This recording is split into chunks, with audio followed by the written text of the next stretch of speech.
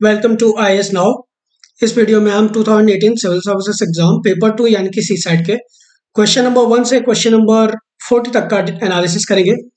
तो आइए शुरू करते हैं क्वेश्चन नंबर 1 से। क्वेश्चन नंबर 1 में एक 3 डायमेंशनल फिगर दिया हुआ है और पूछा है कि इसमें कितने ट्रायंगल बन सकते हैं इस फिगर से। 3 डायमेंशनल फिगर क्या होता है? 3 डायमेंशनल क्या होता है? 1 डायमेंशन, 2 डायमेंशन, 3 डायमेंशन। एक यदि आप अपने रूम में देखेंगे तो एक वर्टिकल, हॉरिजॉन्टल और एक डायगोनल रहता है ऊपर की तरफ, है ना, लेंथ, ब्रेथ एंड हाइट। तो वैसा वॉल्स होते हैं, तो उसी को 3 डायमेंशनल कहते हैं। तो इसमें ये डायग्राम में क्या दिया है कि एक तो जो बोल्ड मतलब लाइन खींची गई है और दूसरा है वो डॉट डॉट डॉट डॉट करके ऐसा किया है। तो यानी कि यहाँ पे डॉट डॉट डॉट जो किया है वो बैक साइड का रिप्रेजेंटेशन है और जो बोल्ड है लाइन है वो फ्रंट का रिप्रेजेंटेशन है। ठीक है, तो यदि हम इसको डायग्राम को देखेंगे तो यहाँ से एक बन जाएगा, फिर ये दूसरा वाला ट्रायंगल बन जाएगा, फिर ये वाला तीसरा ट्रायंगल बन जाएगा, ये फोर्थ और ये फिफ्थ, है ना। तो ये फिर 5 ऐसे ट्रायंगल बन जाएंगे। तो यदि फ्रंट पे 5 ट्रायंगल बन रहे हैं, हमने यहाँ पे डॉट वाले को यूज नहीं किया है, तो यदि 5 वाले फ्रंट में बन रहे हैं तो 5 बैक में भी बनेंगे, राइट। तो यही है यहाँ पे कि 5 यदि फ्रंट पे है तो 5 बैक पे भी बनेंगे।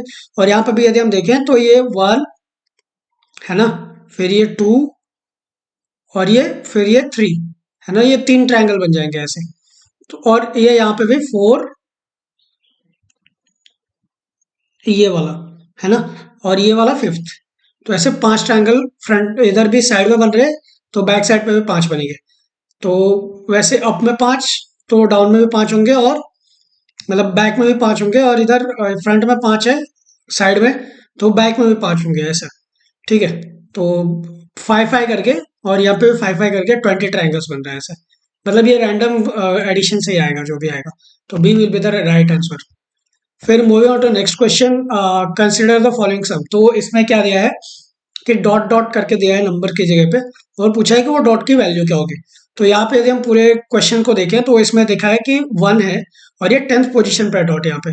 ठीक है, तो यानी कि 10th पोजीशन पे है, तो 10 इंटू एक्स कर 10 इंटू डॉट कर देंगे, राइट। तो यहाँ पे सपोज डॉट की वैल्यू हम यहाँ पे एक्स ले सकते हैं, कोई भी वैल्यू ले सकते हैं, ABCD, है ना। यहाँ पे एक्स लिया हुआ है, तो यदि यहाँ पे एक्स एक्स लेंगे तो यहाँ पे 10th पोजीशन है ना, यूनिट पोजीशन 10th पोजीशन, तो इसको 10 से मल्टीप्लाई करना होगा हमें। ठीक है, तो यहाँ पे ये 10x+1 हो जाएगा। सपोज यहाँ पे यदि 10 है, ठीक है, तो 10 इंटू एक्स, सपोज यहाँ पे इसकी वैल्यू सपोज 3 है। ठीक है, तो यहाँ पे 30 होना चाहिए ना, फिर तभी तो नंबर आगे बढ़ेगा, तो 31 नंबर हो जाएगा। तो वैसे ही करने के लिए हम यहाँ पे इंटू 10 का मल्टीप्लाई लेते हैं। वैसे ही सेम यहाँ पे भी इंटू 10+3, 10x+3, यहाँ पे 2 इंटू 10 करेंगे, 20 करेंगे क्योंकि ये यूनिट पोजीशन पे है, और यहाँ पे प्लस एक्स लेंगे। ठीक है, यहाँ पे भी प्लस एक्स लेंगे और इंटू +10 करेंगे। ठीक है, बिकॉज ये 10th पोजीशन पे है, 10th पोजीशन पे 1 है, तो 1 इंटू 10, 10 प्लस एक्स, यहाँ पे यूनिट पोजीशन पे ही है। ठीक है, तो यहाँ पे एक्स लेंगे। ठीक है, तो नंबर कैसे होगा, एक्स, फिर 10+x, फिर यहाँ पे 20+x, यहाँ पे 10x+3 हो जाएगा। क्यों? क्योंकि यहाँ पे x का वैल्यू 10th पोजीशन पे है, तो 10x+3, यहाँ पे 10x+1। ठीक है, और यहाँ पे क्या होगा, 2 1, यहाँ पे x होगा, राइट। तो यानी कि 210 प्लस एक्स करेंगे, बिकॉज ये थर्ड पोजीशन पे, 100 पोजीशन पे, तो 2 को 100 से मल्टीप्लाई करेंगे और 1 को 10 से, तो 210 हो जाएगा प्लस एक्स। ठीक है, तो यही हमारा इक्वेशन बनेगा। तो अब हम इसको ऐड करेंगे, एक्स प्लस वगैरह जो भी मतलब हमने यहाँ पे फॉर्म करा, x plus 10x, 10+x plus 20+x plus 10x+3 plus 10x+1 which will equal to 210+x। तो यहाँ पे क्या होगा कि 1x, ठीक है, फिर 2x, ठीक है, और ये 3x, है ना। ये 10th पोजीशन यूनिट पोजीशन वाले पहले लिखेंगे 3x, फिर यहाँ पे क्या है कि 10x है, ठीक है, और यहाँ पे भी 10x है, तो यानी कि ये 20x हो जाएगा। ठीक है, फिर ये यहाँ पे 10 है, ठीक है, 10 है प्लस 20 यानी कि 30, 30 प्लस 3 तो 33, और प्लस 1 यानी कि 34, तो यहाँ पे 34 will be equal to 210+x। अब इसको ये 23x हो जाएगा और ये x को हम इस साइड लेके आ जाएंगे, तो 23x minus x 22x, will be equal to 210 minus ये वाला 34, इस साइड जाएगा तो माइनस हो जाएगा, 210 माइनस 34, तो 22x it will be equal to 176। So 176 को 22 से डिवाइड करेंगे, तो यहाँ पे यदि हम 2 से डिवाइड कर सकते हैं या फिर 11 से भी डिवाइड कर सकते हैं, है ना। तो यहाँ पे जैसे 2 से डिवाइड कर रहे हैं पहले, तो यहाँ पे 11 आएगा, ठीक है, और यहाँ पे 8 प्लस 8, 88 अपॉन 11, ठीक है, तो वो भी 80 हो जाएगा, है ना। या फिर इसको डायरेक्ट भी ले सकते हैं, 22 इंटू 8 इक्वल टू 176, तो ये हमारा आंसर हो जाएगा। फिर moving on to next question, ये पैटर्न दिया हुआ है, उसमें पूछा है कि यहाँ पे जो क्वेश्चन मार्क है, यहाँ पे कौन सी वैल्यू आएगी।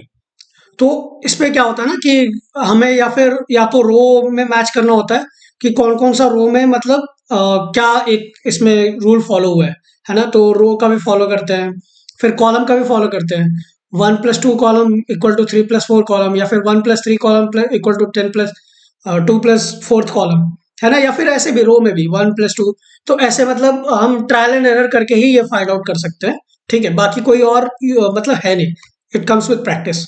सो यहाँ पे जैसे रो वाला फॉलो हुआ है कि पहला जो रो है और तीसरा जो रो है उसका एडिशन किया है, और उससे थर्ड सेकंड वाला जो रो है उसको माइनस किया हुआ है ना। यानी कि यहाँ पे 8+4 -6, तो ये यहाँ पे 8+4 12, 12 - 6 6 होता है, ठीक है।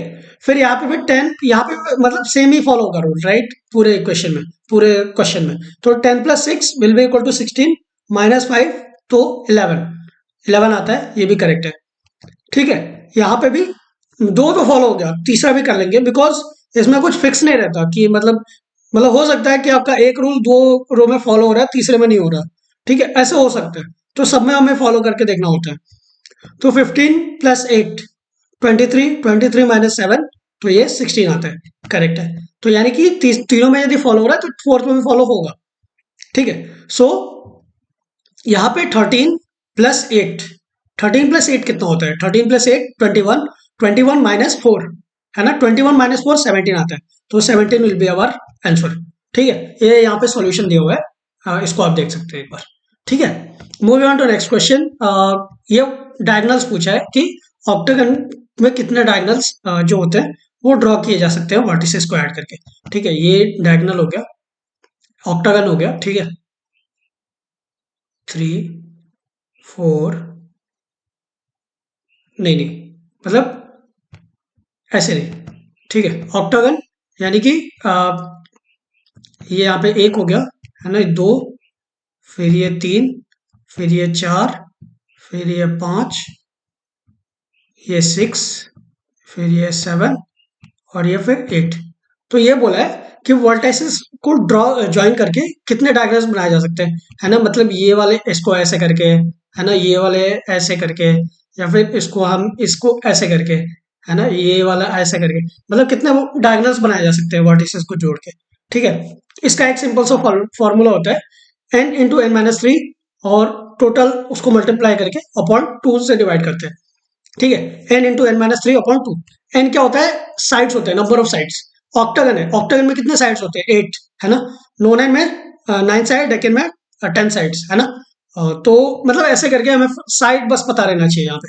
तो n is number of sides, n × n - 3 उसका टोटल का डिवाइड बाय 2, ठीक है। यहाँ पे 8 है, ऑक्टा मतलब 8 होता है, तो 8 × 8 - 3, है ना। तो 8 × 8 - 3, 8 - 3 कितना, 5, तो 8 × 5 which will equal to 40, 40 divide by 2, ठीक है। तो 40 डिवाइड बाय 2 20 हमारा आंसर हो जाता है।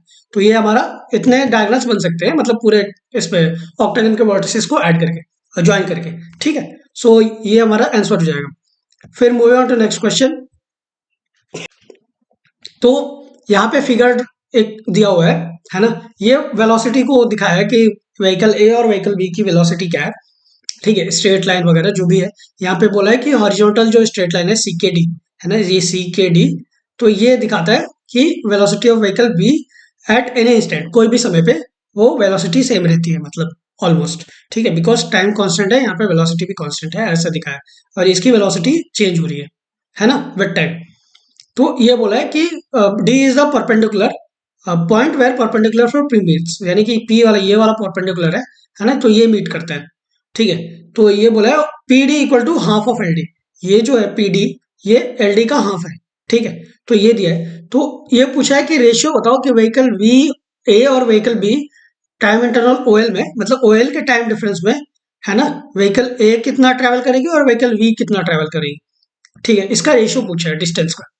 तो यहाँ पे क्या है कि P D equal to half L D दिया है, यानी कि L D will be equal to 2 PD। तो हम एक है ना, एक सपोज वैल्यू ले लेते हैं कि suppose P D will be equal to 1, तो P D will be equal to 1, तो L D equal to 2 into P D ना, तो 2 इंटू 1 2 हो जाएगा। तो यानी पी एल ये जो है, पी एल ये 3 सेंटीमीटर हो रहा है टोटल, है ना, ये 1 सेंटीमीटर, ये 2 सेंटीमीटर, मतलब ऐसा है नहीं पर हम ऐसा मान रहे हैं, ठीक है। But triangle, area of triangle क्या होता है, half into base into height होता है, ये फॉर्मूला सबको पता है ना, half into base into height. तो यानी कि यहाँ पे क्या होगा, half into O L into P L होगा, half into O L, O L यानी कि ये बेस हो गया, है ना, into P L, P L क्या होगा ये वाला, है ना, परपेंडिकुलर टोटल रहना चाहिए, मतलब हम इस ये ट्रायंगल को मान रहे हैं, ठीक है, तभी तो पता चलेगा ना व्हीकल का, इसका मतलब, है ना, वेलोसिटी वगैरह। तो इसको मान रहे हैं, तो half into P L into O L, पूरा ट्रायंगल को लेना है। सपोज यहाँ तक यदि ये ट्रायंगल रहता तो हम यहाँ तक की पूरे बेस को लेते, है ना। सपोज यहाँ पे सपोज जेड रहता तो ओ जेड लेते, ओ एल नहीं लेते, ठीक है। वैसे ही यहाँ पे half into P L into O L. तो लेकिन एरिया कवर्ड बाय बी जो है, बी ने जो एरिया कवर किया है वो C D into L D है, ये वाला C D into L D, है ना, मतलब ये भी तो है ना, ये भी तो एरिया है ना कवर करने के लिए, और ये है, ठीक है। तो इसका क्या होगा कि but C D equal to L D O L, यानी कि ये जो वाले जो वैल्यू है ये इक्वल टू है ना, यहाँ पे भी दिख रहा है पैरेलल है दोनों, और पैरेलल मतलब सेम ही वैल्यू है, ठीक है। तो यहाँ पे मतलब मान लेते हैं, तो area of vehicle V will be equal to O L into L D, है ना, तो O L into L D, है ना। इसका क्या था, पी एल था, है ना, इसका ये पूरा था, लेकिन इसका सिर्फ ये वाला रहेगा, है ना। तो will be equal to half into, मतलब area will be equal to O L into L D, है ना।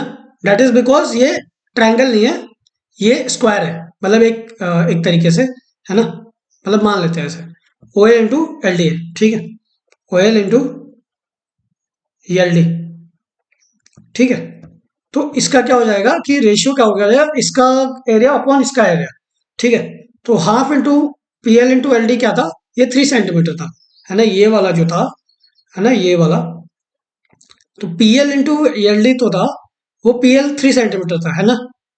तो यहाँ पे half into O L into P L upon O L into L D, तो यहाँ पे ओ एल और ओ एल तो कैंसिल हो जाएगा, मतलब यहाँ पे वाला, है ना, ओ एल कैंसिल हो जाएगा, तो half into P L upon L D बचेगा। पर पी एल की वैल्यू क्या थी, पी एल की वैल्यू हमने 3 निकाली थी, और एल डी की वैल्यू क्या निकाली थी, 2 निकाली थी, है ना। तो हाफ इंटू 3 डिवाइड बाई 2, तो ये 2 ऊपर चला जाएगा, है ना, मतलब ये हाफ नीचे आएगा, है ना, 3 ऊपर रहेगा, है ना। तो 3/2 इंटू 2 हो जाएगा, तो 3/4 हो जाएगा, यानी कि रेशियो हो जाएगा 3:4, है ना, ये यहाँ पे सी वाले में, तो सी करेक्ट हो गया यहाँ पे। फिर moving on to next question, question number 6 में जो दिया है ये बोला है कि ट्रेन एक 200 मीटर ट्रेन है लंबी, है ना, मानो ये ट्रेन की लंबाई है, तो that is moving at the speed of 40 kilometre per hour. तो कितने सेकंड में वो एक इंसान जो है, सपोज यहाँ पे एक इंसान खड़ा है ना, ये यहाँ पे प्लेटफॉर्म पे खड़ा है बंदा, मतलब कहीं भी रेलवे लाइन पे खड़ा है, रेलवे लाइन के पास में, ठीक है। तो ये यहाँ पे खड़ा है, तो कितने सेकंड में ये क्रॉस कर जाएगा। इसका मतलब यही होता है सिंपल सा कि स्पीड निकाल, टाइम निकालना है ट्रेन का, ठीक है, कि वो 200 मीटर की जो ट्रेन है ना, वो 40 किलोमीटर पर आवर की स्पीड से कितने किलोमीटर में कितने सेकंड में चली जाएगी। इसको हम इनविजिबल ले लेंगे, मतलब इनविजिबल वैल्यू लेंगे, ठीक है, विल बी इक्वल टू 1, ठीक है, बिकॉज इसकी कोई ज्यादा वैल्यू है नहीं, है ना, 10-15 मीटर का नहीं है इंसान, इंसान हार्डली मीटर का भी नहीं रहता, है ना, हार्डली कुछ 30 सेंटीमीटर, 40 सेंटीमीटर, 50 सेंटीमीटर, जो भी है आप ले सकते हो, है ना, चाहे 100 ले लो, 1 मीटर भी तो नहीं रहेगा, है ना। तो यहाँ पे सपोज 1 ले लेंगे, इसको हम नेग्लिजिबल करेंगे पूरे वैल्यू को, ठीक है। तो यहाँ पे क्या है कि पहले 40 किलोमीटर पर आवर में दिया है, यहाँ पे मीटर्स में दिया है, तो इसको हम किलोमीटर को मीटर में चेंज करेंगे। अच्छा, किलोमीटर को मीटर में चेंज करने के लिए हमें 5 × 18 से मल्टीप्लाई करना होता है। ये 5 × 18 क्यों आता है, बिकॉज 1 किलोमीटर में 1000 मीटर्स रहते हैं, और उसको हम डिवाइड करते हैं 1000 सपोज रहा यहाँ पे, है ना, तो 1000 रहा और इसको हम मल्टीप्लाई करते हैं 3600 से। 3600 क्यों? क्योंकि एक मिनट, एक घंटे में, है ना, 60 मिनट्स रहते हैं और 60 मिनट, 1 मिनट में 60 सेकेंड्स रहते हैं। तो इसके लिए 1 आवर को पता करने के लिए हमें 60 इंटू 60 से मल्टीप्लाई करना पड़ेगा। तो ये दोनों जाएंगे, है ना, ये दोनों जाएंगे और इसको 5 से 2 से डिवाइड करेंगे तो 10 का 2 से डिवाइड करेंगे 5 आता है और इसका 18 आता है। ठीक है, तो इसके लिए हमें 5 इंटू 18 से मल्टीप्लाई करना होता है यहाँ पे। ठीक है, सो 40 इंटू 5/18, अब 18 है ना, तो यहाँ पे 40 इंटू 5/18, तो यहाँ पे 2 से डिवाइड कर देंगे, इसको भी 2 से डिवाइड कर देंगे, तो 20 इंटू 5/9 आ जाएगा। 20 इंटू 5 100, 100/9। ठीक है, अब इसको हम यहाँ पे सिंप्लीफाई नहीं करेंगे बिकॉज यहाँ पे 200 दिया हुआ है। ठीक है, तो टू स्पीड, टाइम क्या होता है, डिस्टेंस अपॉन स्पीड होता है।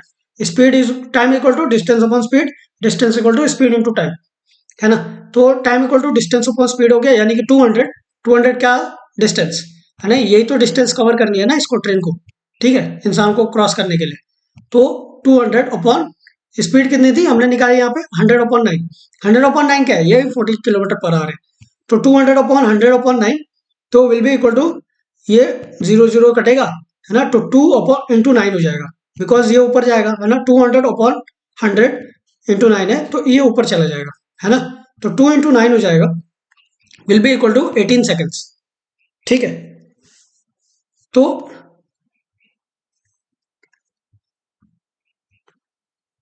Will be equal to 2 × 9 18 seconds. तो डी हमारा सही जवाब हो गया यहाँ पे। फिर मूविंग ऑन टू नेक्स्ट, अब ये पैसेज दिया हुआ है और पूछा है कि मोस्ट लॉजिकल और रैशनल इन्फ्रेंस बताओ। हम पूरे पैसेज को यदि पढ़ लें तो इसमें मेन जो इंपॉर्टेंट लाइन्स निकल के आती है यही है, 47% of India's population is dependent upon agriculture and population will still be predominantly dependent on agriculture. ठीक है, सो इससे क्या पता चलता है कि प्रॉस्पेरिटी, एग्रीकल्चर सेक्टर की जो प्रॉस्पेरिटी है, मतलब एग्रीकल्चर सेक्टर में यदि रिचनेस बढ़ेगा, है ना, अमीरी बढ़ेगी, एक तरीके से खुशहाली बढ़ेगी, तो वो इंडिया के लिए काफी जरूरी है। That is because 47% of India population is dependent upon agriculture. और यहाँ पे दिया है कि nearly 42% of India population will still be predominantly dependent on agriculture even in 2030। ठीक है, यानी कि ज्यादा जो पॉपुलेशन है वो एग्रीकल्चर पे ही डिपेंडेंट है। तो इसके लिए एग्रीकल्चर का यदि भला होगा तो वो इंडिया के लिए काफी जरूरी है। ठीक है, तो यही हमारा ए वाला सही जवाब हो गया। फिर यहाँ पे दिया है Indian economy greatly depends on it's agriculture, ये तो सही है, पर मेन इसका क्रिटिकल जो रैशनल इन्फ्रेंस है, लॉजिकल इन्फ्रेंस, ये निकल के सामने नहीं आ रहा है, ये जस्ट एन इन्फॉर्मेशन है। ठीक है, India should take strict measures to control its rapid population growth. अब ऐसा पॉपुलेशन का तो दिया भी नहीं है यहाँ पे।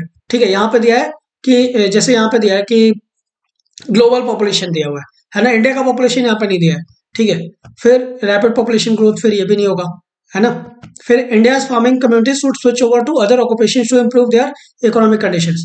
अब ये खुद ही मतलब अब 5-10% रहता तो हम बोल सकते थे कि स्विच ओवर कर लो, पर इट इज अबाउट 42%, है ना, इतना मतलब हमारे पास है नहीं कैपेसिटी एंड ऑल। फिर यहाँ पे दिया भी नहीं हुआ है ऐसा। ठीक है, A will be the correct answer here. फिर moving on to next question, ये लॉजिकल कोरोलरी पूछा है। ठीक है, तब इसमें लाइंस में दिया है many pathogens food borne illnesses are unknown, है ना, जितने भी पैथोजेंस है जो कि फूड बॉर्न, खाने के जो रिलेटेड इलनेस होते हैं, बीमारियां होती है, वो अननोन है, पता नहीं है उनके बारे में। ठीक है, food contamination can occur at any stage, है ना, food poisoning go unreported most of the food poisoning. फिर यहाँ पे global food borne illnesses is unknown, पता नहीं है। फिर यहाँ पे दिया है consumers vulnerability by making food harder to regulate and trace, है ना, उसको ट्रेस भी नहीं कर सकते, रेगुलेट भी नहीं कर सकते। ठीक है, तो यानी कि इसका लॉजिकल कोरोलरी यही होगा कि with more options for food come more risk. That is because यहाँ पे दिया है food borne illnesses are unknown, और पता नहीं चलता, फार्म से फ्लेट में कहीं भी हो सकता है, और फूड पॉइजनिंग अनरिपोर्टेड हो जाती है, पता नहीं चलता, कोई रिपोर्ट नहीं करता, है ना, मोस्ट ऑफ द केसेस को।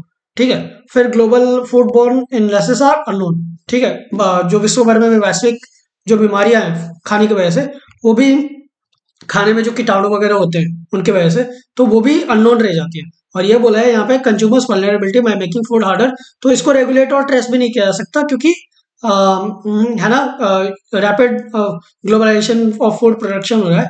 Globalisation in the sense food production, suppose Ukraine का फूड कोई यूएस में बैठा इंसान खा रहा है, इंडिया का सपोज ऑस्ट्रेलिया में वाला खा रहा है ना, तो इट्स नॉट लाइक कि मतलब ट्रेस नहीं कर सकते एक तरीके से, है ना। यूएस का सपोज कोई फूड इंडिया में खा रहा है तो हम ट्रेस नहीं कर सकते। ये काफी ग्लोबलाइजेशन हो रहा है और डेली बेसिस पे चल रहा है। आपने देखा होगा कि कटहल को अभी एक्सपोर्ट किया था कुछ समय पहले जर्मनी में, है ना। तो इट इज नॉट मतलब कोई ट्रेसिंग मैकेनिज्म नहीं है। दैट इज बिकॉज काफी स्पीड से मतलब ये सब एक्सपोर्ट इम्पोर्ट चल रहा है। तो इसके लिए with more options more food come more risk, तो ये सही हो जाएगा हमारा। यहाँ पे बोला है food processing is the source of all food borne illnesses. अब ऐसा तो है नहीं, पता चला कि आपके जो रूट में है ना, आपने जस्ट हार्वेस्ट करा उसमें ही इलनेसेस निकल गया, है ना, तो ये तो नहीं होगा। Which to depend on locally produce food only. अब ग्लोबलाइजेशन हो रहा है तो लोकली फूड पे कैसे हम निर्भर रह सकते हैं, है ना, वैरायटी भी तो चाहिए, तो ये भी नहीं होगा। Globalization of food production should be curtailed, again यही है, डी सी वाला पॉइंट को यहाँ पे रिपीट किया है दूसरे वे में, ठीक है, तो ये भी नहीं होगा। A will be correct answer most problem. फिर यहाँ पे पैसेज 3 में दिया है कि मोस्ट लॉजिकल और रैशनल इन्फ्लुएंस बताओ, है ना। तो ये लाइंस को देखेंगे कि साइंस कैनॉट रियली आंसर, है ना। तो विज्ञान सच में मतलब कुछ चीजों के उत्तर नहीं दे सकता कि कुछ क्यों है, कुछ भी कि वह जगह पे कुछ क्यों है सिर्फ, है ना, हम यहाँ पे क्यों है, ठीक है, ऐसे सवालों के जवाब कोई साइंस नहीं दे सकता। तो इसके लिए फेथ प्रोवाइड करता है, रिलीजन प्रोवाइड करता है ना। तो जो फेथ होता है एक तरीके से, तो वो प्रोवाइड करता है ना। सो ये यहाँ पे faith provides a better part to answers, ठीक है। तो यहाँ पे दिया है कि seems in today's culture I find it oddly anachronistic that in today's culture there seems to be a widespread presumption that scientific and spiritual views are incompatible। मतलब ये बताया लास्ट वाले लाइन में कि साइंस और स्पिरिचुअल व्यूज मतलब एक तरीके से कंपेटेबल नहीं है, मतलब हमारे इसको सेटिस्फाई नहीं करते एक तरीके से, है ना, उसको कंफर्म नहीं करते एक तरीके से, ठीक है। तो ये इसका मतलब ये है कि it is a faith and not science that can finally solve all the problems. अब यहाँ पे नहीं दिया है, यहाँ पे जस्ट ये दिया है कि साइंस कुछ चीजों का आंसर नहीं दे सकता। यहाँ पे ये नहीं दिया है कि फेथ सारी चीजों का आंसर दे सकता है ना। तो ए विल बी इनकरेक्ट। फिर science and faith can be mutually complementary if their proper domains are understood. यही है कि यहाँ पे इसका मतलब तो यही है ना कि लेखक जो है वो खुद साइंटिस्ट है ना।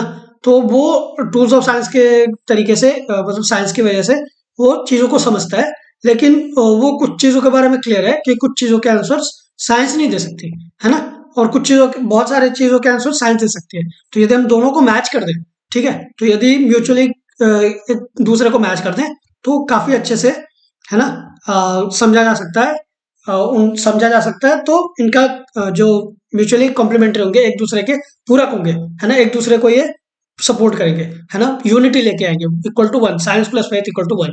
हमें वन तक पहुंचना है तो साइंस प्लस फेथ को साथ में लेके चलना होगा, है ना। तो B will be correct answer. अब यहाँ पे दिया है कि there are some very fundamental questions which can not be answered by either science और फेथ। अब ऐसा तो कुछ नहीं दिया है, यहाँ पे दिया है कि कुछ चीजों के आंसर साइंस नहीं दे सकता, दैट्स इट। यहाँ पे ये नहीं दिया है कि रिलीजन सारे आंसर दे सकता है या फिर साइंस सारे आंसर दे सकता है ना, या फिर कुछ और नहीं दे सकता या फिर दोनों नहीं दे सकते। यहाँ पे सिर्फ ये दिया है साइंस कुछ चीजों के आंसर नहीं दे सकता, है ना। तो ये यहाँ पे बोला है कि दोनों ही नहीं दे सकते, ऐसा गलत है फिर, ठीक है। In today's culture scientific views are given more importance than spiritual views, है ना। यहाँ पे दिया है कि वाइड स्प्रेड प्रिजम्पशन है, एक तरीके से माना जा रहा है कि साइंटिफिक और स्पिरिचुअल व्यूज है वो इनकम्पेटेबल है ना। तो यहाँ पे मतलब कि दोनों को ही ये मतलब एक तरीके से टारगेट किया हुआ है कि दोनों ही मतलब काम के नहीं है ना, वो आंसर नहीं दे पाते वगैरह वगैरह ऐसे कुछ, है ना, मतलब आंसर दे पाते हैं लेकिन दोनों ही इनकम्पेटेबल है, मतलब दोनों हर जगह मतलब लागू नहीं हो सकते, है ना। तो ये भी गलत हो जाएगा। A will be correct, B will be correct because यहाँ पे दिया था कि साइंस कुछ चीजों के आंसर नहीं दे सकता, रिलीजन दे सकता है। तो यदि ये दोनों साथ में रहे तो यूनिटी लाई जा सकती है, इक्वल टू वन हो सकता है ना। यूनिटी मतलब म्यूचुअली कॉम्प्लीमेंट्री, दोनों एक दूसरे को पूरक बने तो मतलब सब सही हो जाएगा ऐसा। फिर moving on to next question, इसमें पूछा है कि the author wants India to get rid herself of certain past bonds because वो क्यों मतलब चाहती है। तो यहाँ पे दिया है कि पूरे पैसेज को पढ़ ले, तो यहाँ पे एक ये लाइन निकल के आता है कि prevent the free development of the body and the spirit, है ना। तो prevent the free development of the body, body मतलब क्या, फिजिकल, है ना, फिजिकल, एंड स्पिरिट मतलब क्या, स्पिरिचुअल, है ना। तो फिजिकल एंड स्पिरिचुअल ग्रोथ, तो ये यहाँ पे डी वाले में दिया हुआ है, तो ये हमारा सही हो गया। फिर यहाँ पे दिया he is not able to see the relevance of the past, अब ये ऐसा कुछ है नहीं, मतलब उसके वजह से नहीं बोल रहा है, ठीक है। There is not much to be proud of, अब ऐसा भी नहीं है, यहाँ पे नहीं दिया है, यहाँ पे कुछ कारण बताए गए हैं कि जिसकी वजह से ये प्रॉब्लम है, ठीक है। और उसके पॉजिटिव्स नहीं बताए गए हैं, सिर्फ यहाँ पे निगेटिव्स बताए गए हैं, तो इसके लिए ये नहीं बोला जा सकता, और ना ही यहाँ पे लिखा गया है कुछ कि there is nothing to be proud of, है ना, और there is not much to be proud of, तो ये भी गलत हो जाएगा, है ना। तो he is not interested in the history of India, history of India में इंटरेस्टेड है तभी तो लिखा है कि though I have discarded much of past tradition and custom and I am anxious that India should rid herself of all the cycles that bind and contain her and divide her people and suppress vast numbers of them and prevent the free development of the body and spirit. Though I seek all this, yet I do not wish to cut myself off from the past that completely, है ना। तो यही दिया हुआ है कि history में मतलब इंटरेस्टेड है बंदा, है ना। ही इज प्राउड ऑफ, ये यहाँ पे भी दिया है ना कि there is not much to be proud of, पर यहाँ पे तो दिया है ना कि I don't want to cut my self off from that past completely, I am proud of that great inheritance, है ना। तो he is proud of it और she is proud of it whoever it is, ठीक है। तो ये भी गलत हो जाएगा, यही वाला है तो obstruct her physical and spiritual growth, that is because यहाँ पे prevent the free development of the body and the spirit and development of body is nothing but physical growth and development of spirit is nothing but spiritual growth, ठीक है। तो D will be correct answer. फिर moving on to next question, यहाँ पे जैसे दिया है एक यहाँ पे बार ग्राफ दिया हुआ है, ठीक है। तो इसमें बोला है कि इसके बेसिस पे बताओ सॉल्यूशंस, क्वेश्चंस कुछ दिए हैं, ठीक है। तो ये यहाँ पे देखेंगे कि by how much measured in thousand of tons, ठीक है, did the import of seed steel exceed the import of coal steel, है ना। तो सीड स्टील का इंपोर्ट जो है वो कोयल स्टील का, कॉइल स्टील का, है ना। कॉइल जो होता है ना वो जो मुड़ता है बार बार, हीटर वगैरह में यूज होता है ना, ट्रेडिशनल हीटर्स में, है ना, कॉइल, उसको मोड़ देने का मतलब बार बार इस है ना। तो ये हो जाएगा। फिर ये बोला है कि एक्सीड करता है इंपोर्ट फर्स्ट 3 मंथ्स में, यानी कि जैन, फेब एंड मार्च में, सिर्फ यही इससे रिलेटेड है क्वेश्चन। यहाँ पे यदि हम देखें कि कॉइल और सीट, है ना, यही दोनों है, तो यानी कि ये इसको, इस वाले को लेना है और इस वाले को लेना है, इस वाले को लेना है, इस वाले को और इसको, है ना। यहाँ पे इसका मतलब ये भी है कि इसको, कोयल वाले को ऐड करेंगे, फिर सीट वाले को ऐड करेंगे और दोनों के बीच का डिफरेंस फाइंड आउट करेंगे, ठीक है। तो सीट कॉइल का यदि हम देखें तो यहाँ पे 40 निकलता है ना, ये वाला 40, ओके, ये वाला 37, दैट इज बिकॉज यहाँ पे 36 से थोड़ा ऊपर है और 37 8 से थोड़ा नीचे है ना, यहाँ पे 36 हो जाएगा, दैट इज बिकॉज यहाँ पे पूरा 37 पे ही जा रहा है ना, 36 पे ही जा रहा है। तो 40 plus 37 plus 36 will be equal to, add करेंगे ट्रेडिशनली मैनुअली, तो यहाँ पे 113,000 ऑफ टन आता है टीटी, है ना। सो 113, अब कोयल स्टील का लेंगे, कोयल स्टील में यहाँ पे कोई COL लिख दिया, यहाँ पे आई होगा, है ना, तो ये देख लेना। फिर कोयल स्टील का, तो ये यहाँ पे यदि हम इसको करें तो ये 30 आता है ना, ये वाला 31, दैट इज बिकॉज 30 और 32 के बीच में है, और ये वाला 33 बिकॉज 32 और 34 के बीच में है ना।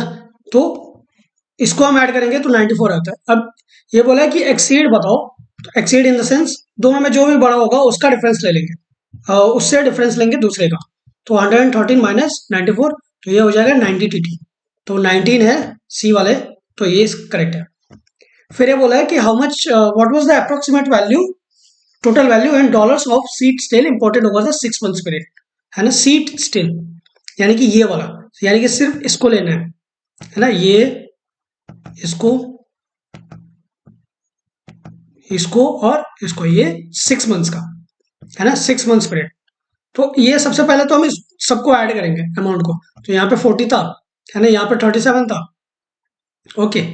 फिर यहाँ पे 36 ये यहाँ पे सेमी लेवल है, और ये 36 है ही है, हमने लास्ट वाले में भी काउंट किया, ठीक है। और यहाँ पे 34 है, ये यहाँ से लेके जाएंगे ना, तो ये यहाँ पे 34 होता है, और ये भी बराबर है, ठीक है।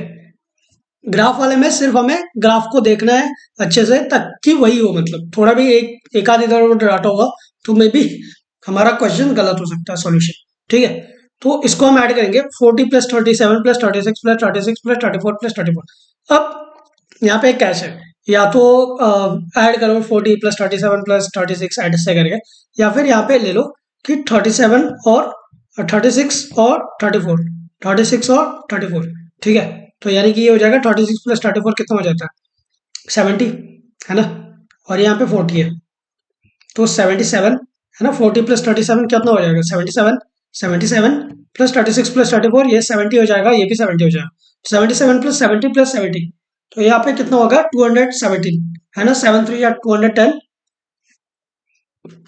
तो 217 हो जाएगा।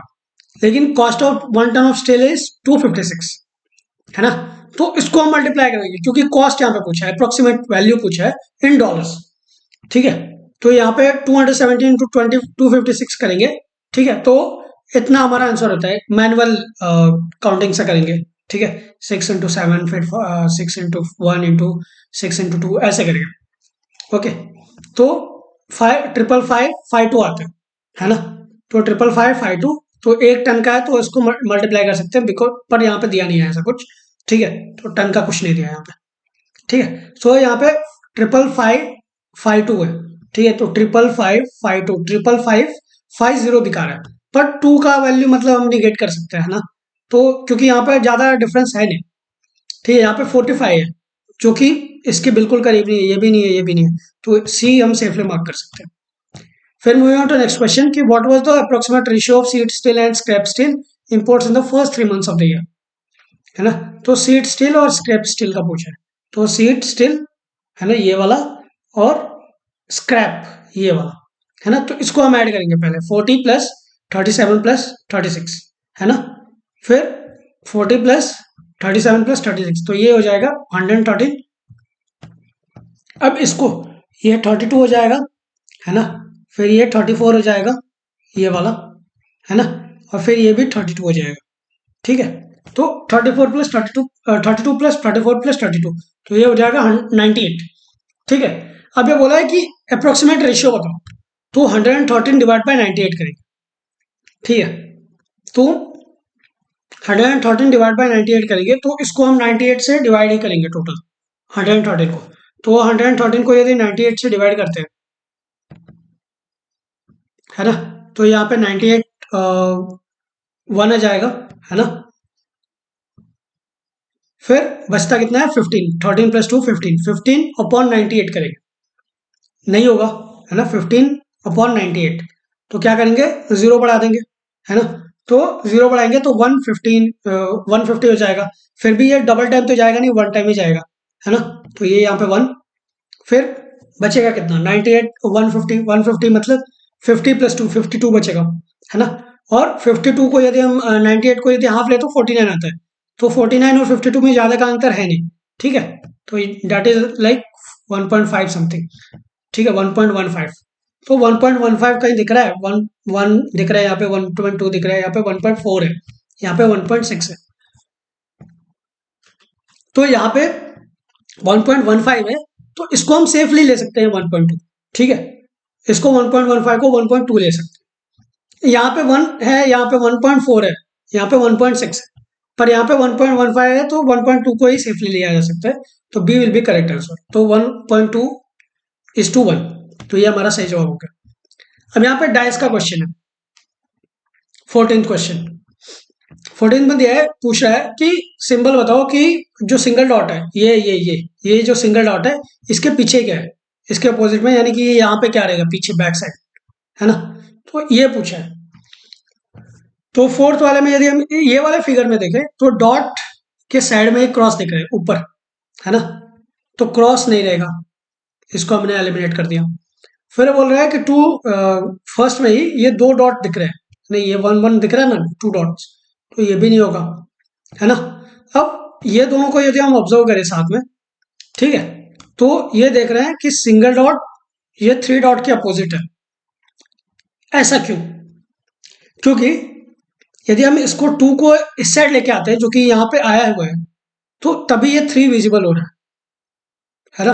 ये 3 डॉट वाला विजिबल तभी हो रहा है जब ये 2 डॉट वाले को हम इस साइड लेके आएंगे। तो फिर ये वाला जो है ना, ये 1, ये यहाँ पे चला जाएगा, है ना, यहाँ पे ये साइड पीछे।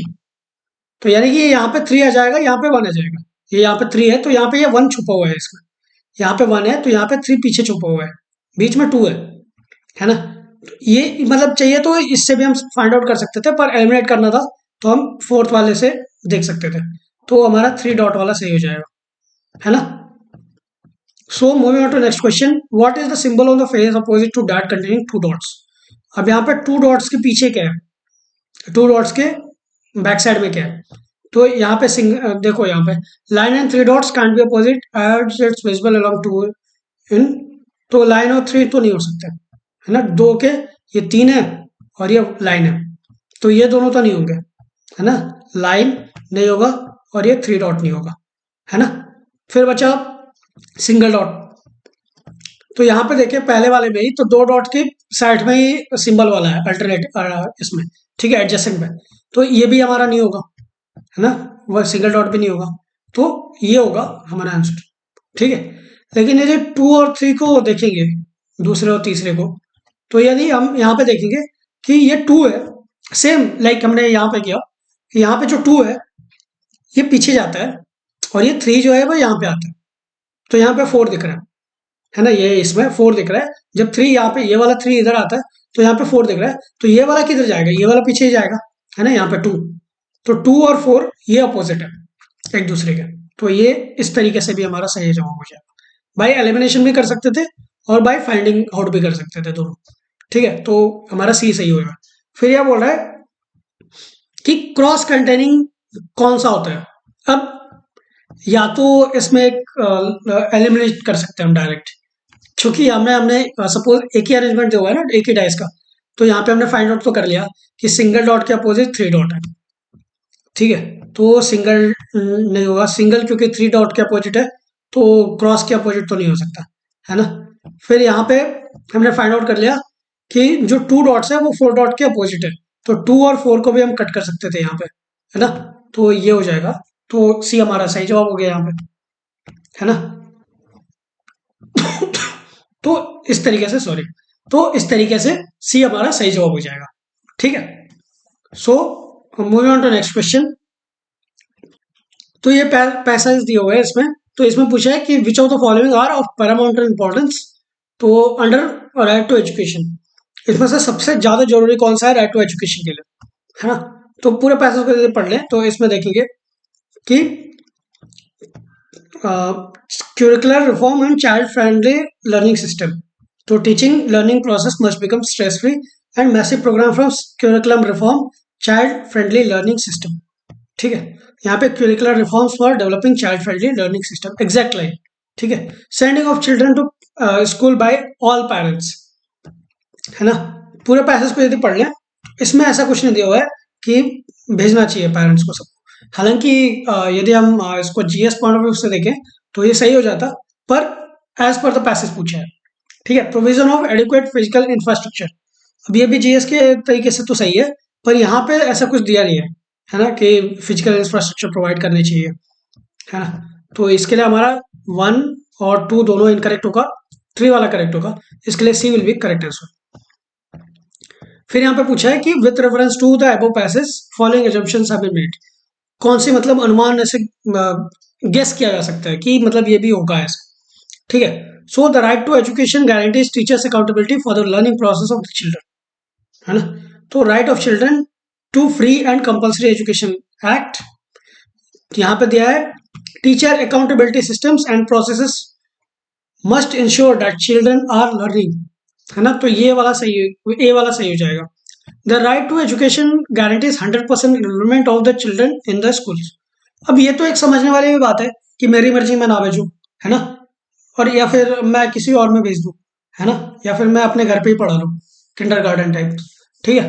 तो ये ऐसा कुछ दिया नहीं है इसमें, ठीक है। तो ये तो बात भी नहीं हुई मतलब एक तरीके से, तो ये इनकरेक्ट हो जाएगा। फिर right to education intends to take full advantage of demographic dividend. अब देखो ये तो सही है, पर पूरे पैसेज को यदि हम पढ़ लें, है ना, right to education demographic dividend तो स्किल्ड लेबर से आता है, एक जीएस का नॉलेज भी लगाओ तो, पर यहाँ पे ऐसा सिर्फ राइट टू एजुकेशन सिर्फ प्राइमरी एजुकेशन के लिए अप टू 14-15 जो भी 12 तक है ना। तो ये फुल एडवांटेज हो जाएगा। तो ये एक तरीके से मतलब सही किया जा सकता था, पर इस पैसेज को सूट नहीं करता, बिकॉज यहाँ पे ऐसा कुछ दिया नहीं है डेमोग्राफिक डिविडेंड के बारे में, है ना, कि हमें सोशल कैपिटल बनाना है, ह्यूमन कैपिटल बनाना है वगैरह। तो हमारा ये भी नहीं होगा, A will be correct answer. फिर मूविंग ऑन टू नेक्स्ट, इसमें दिया है कि कौन सा इसमें से पैसेज जो है following is critical in bringing quality in education, education में क्वालिटी लानी चाहिए। ठीक है, तो हम यदि इसको देखें कि curriculum should provide for learning through activities exploration and discovery, passage में यही मतलब एक तरीके से अंडरस्टैंड किया हुआ।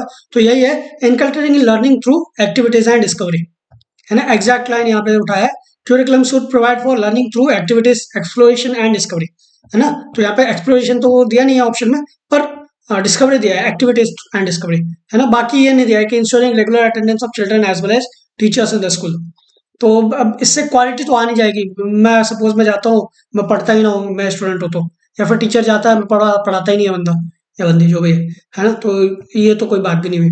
Giving pecuniary benefits to teachers to motivate them, है ना, कुछ अमाउंट पैसा वैसा, है ना, या फिर कुछ और भी बेनिफिट्स दे दे। तो ये तो बात है एक तरीके से, पर ये क्रिटिकल नहीं है ना। जरूरी नहीं है कि मतलब बहुत सारे लोग होते हैं वो एज अ हॉबी टीचिंग करते हैं, है ना। तो ये नहीं होगा।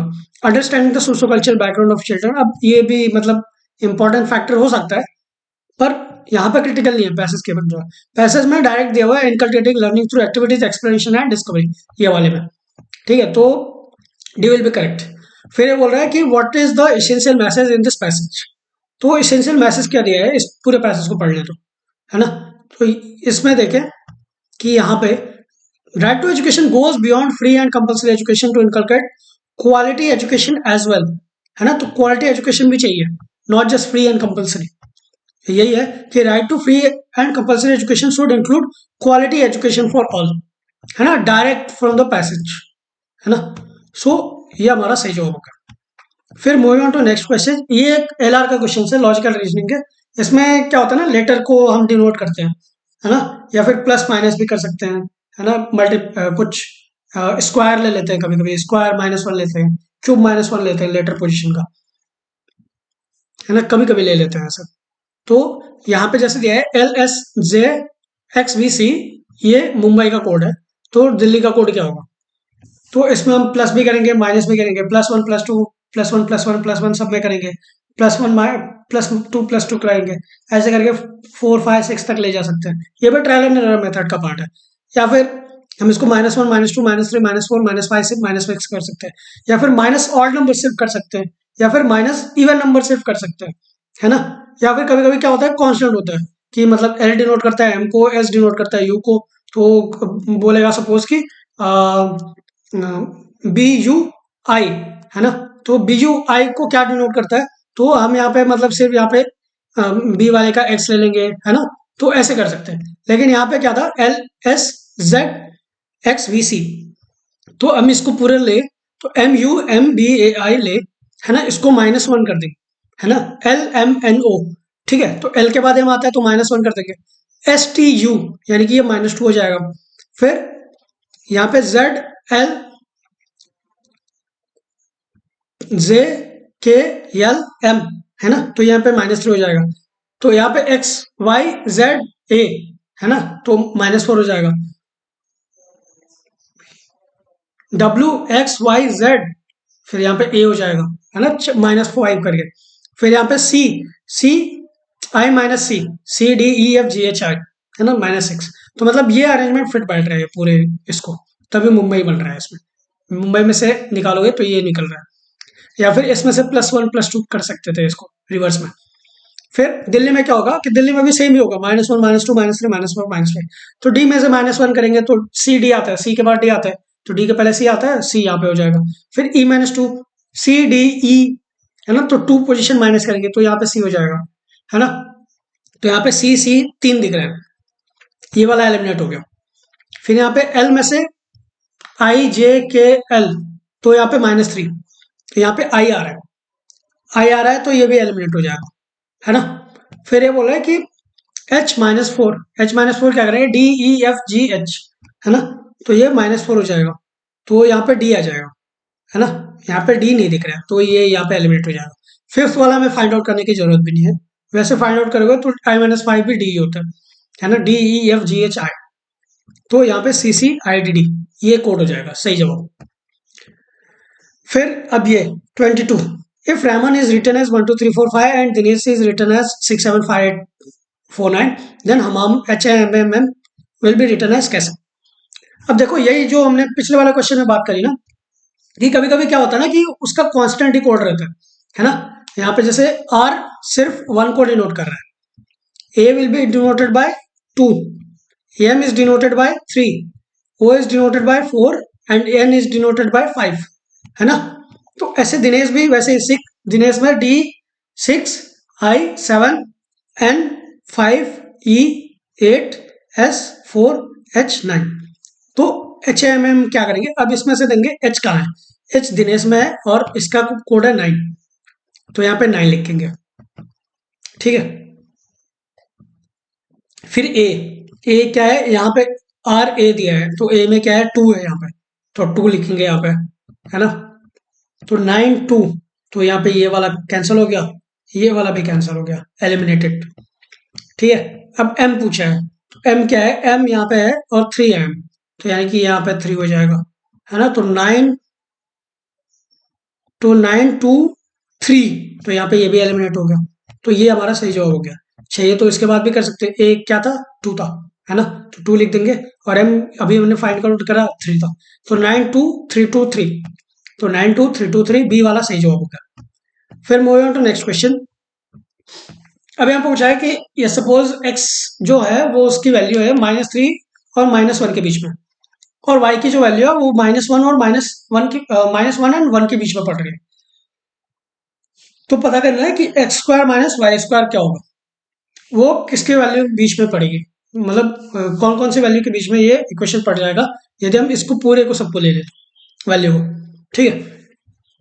अब यहाँ पे कुछ लोग क्या करेंगे ना कि X square minus 1 square 11 Y square को ना डायरेक्ट निकाल लेंगे, बोलेंगे नहीं नहीं हमें तो यहाँ पे -3 दिया हुआ है, तो हम इसको एक्सट्रीम एक्सट्रीम वैल्यू ले लेते हैं, -3 और -1 ले लेते हैं, ठीक है, और फिर यहाँ पे -1 और 1 ले लेते हैं, है ना। तो यदि वैसे करोगे तो आंसर तो हमारा 0 एंड 8 आ जाएगा, है ना, that is because 3 square -1 square यानी कि 9 -1 इक्वल टू 8, तो 0 एंड 8 आ जाता है। वैसे नहीं करना हमें, यहाँ पे क्या करना है, हमें इंडिविजुअली पहले निकालना है, तो पहले एक्स स्क्वायर निकालेंगे हम, ठीक है, तो एक्स स्क्वायर की वैल्यू क्या होगी, -3 का square will be equal to 9, और यहाँ पे क्या है -1 भी वैल्यू है, तो X square will be equal to 1, है ना, तो एक्स स्क्वायर की वैल्यू क्या आ जाएगी 9 और 1, है ना, तो एक्स की वैल्यू 0 9 के बीच में एक्स स्क्वायर की वैल्यू लाई करती है। अब वाई की वैल्यू निकालेंगे, वाई में क्या है -1 ठीक है, तो वाई में -1 करे तो भी 1 आ जाता है, और 1 करे 1 का स्क्वायर निकाले तो भी 1 आ जाता है, ठीक है।